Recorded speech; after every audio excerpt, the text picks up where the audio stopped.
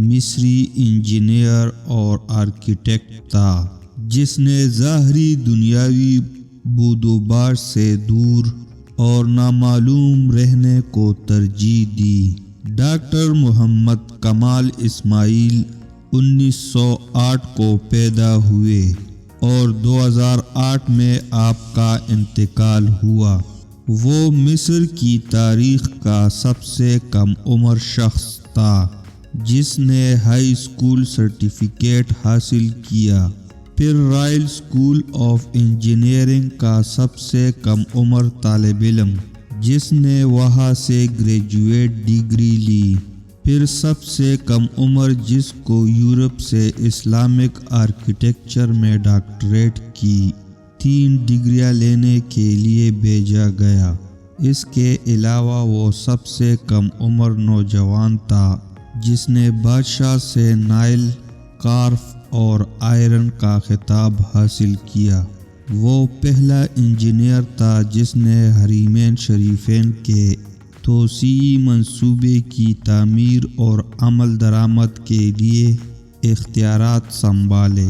اس نے شاہ فہد اور bin Laden company کے بار بار اصرار کے باوجود انجینئرنگ ڈیزائن اور آرکیٹیکچرل نگرانی کے لیے کسی قسم کا معاوضہ لینے سے انکار کر دیا اور کہا کہ میں 2 مقدس مساجد کے کاموں کے لیے کیوں معاوضہ لوں اور قیامت کے دن اللہ تعالیٰ کا کیسے سامنا کروں گا۔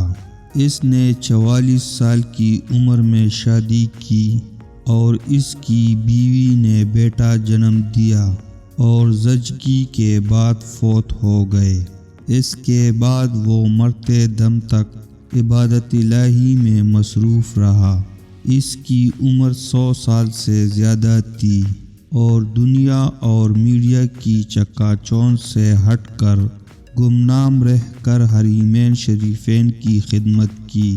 اس عظیم آدمی کی حرمین شریفین میں نصب کیے گئے سفید پتھر کے حصول کی بھی بڑی دلچسپ کہانی ہے۔ یہ وہ پتھر ہے جو حرم مکی میں مطاف چھت اور باہر صحن میں لگا ہے۔ اس کی خصوصیت یہ ہے کہ گرمی کو جذب کر کے فرش کی سطح کو ٹھنڈا رکھتا ہے۔ یہ پتھر ایک ملک گریس میں ایک چھوٹے سے پہاڑ میں دستیاب تھا۔ وہ سفر کر کے گریس گئے اور حرم کے لیے کافی مقدار میں تقریباً آدھا پہاڑ خریدنے کا معاہدہ کیا۔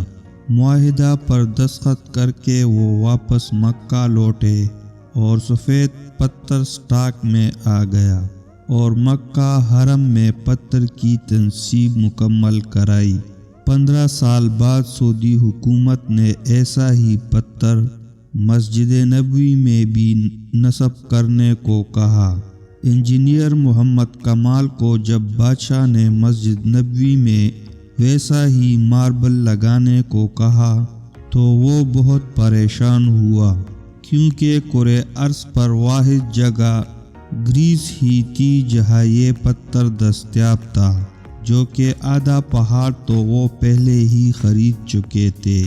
انجینئر محمد کمال بتاتے ہیں کہ وہ گریس میں اسی کمپنی کے چیف ایگزیکٹو کے پاس گئے، اسے ملے اور ماربل کی بقایا مقدار جو بچ گئی تھی اس کے بارے میں پوچھا تو چیف ایگزیکٹو نے بتایا وہ ماربل تو ہم نے آپ کے جانے کے بعد بیچ دیا تھا، اب تو 15 سال ہو گئے ہیں۔ کمال بہت افسردہ ہوا اور میٹنگ چھوڑ کر جانے لگا تو آفس سیکرٹری سے ملا اور گزارش کی کہ مجھے اس شخص کا اتا پتہ بتاؤ جس نے بقیہ تمام ماربل کی مقدار خریدی۔ تو اس نے کہا پرانا ریکارڈ تلاش کرنا بہت مشکل ہے، لیکن آپ مجھے اپنا فون نمبر دے میں تلاش کرنے کی کوشش کرتی ہوں۔ اس نے اپنا نمبر اور ہوٹل کا پتہ دیا اور اگلے دن آنے کا وعدہ کر کے چلے گئے۔ دفتر چھوڑنے سے پہلے کمال نے سوچا کہ مجھے کیا ضرورت ہے کہ کس نے خریدا، اللہ خود ہی کوئی بندوبست کر دے گا۔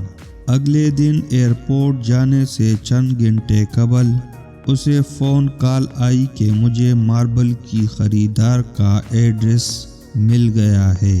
اب میں بہت آہستہ رفتار سے دفتر گیا کہ اب کیا کروں گا خریدار کے ایڈریس کو، کیونکہ اتنا لمبا عرصہ گزر گیا ہے۔ کمال دفتر پہنچا تو سیکرٹری نے کمپنی کا پتہ دیا جس نے ماربل خریدا تھا۔ جب کمال نے پتہ دیکھا تو کچھ دیر کے لیے اس کا دل دھڑکنا بھول گیا، پھر زور کا سانس لیا، کیونکہ وہ کمپنی جس نے ماربل خریدا تھا وہ سعودی تھا۔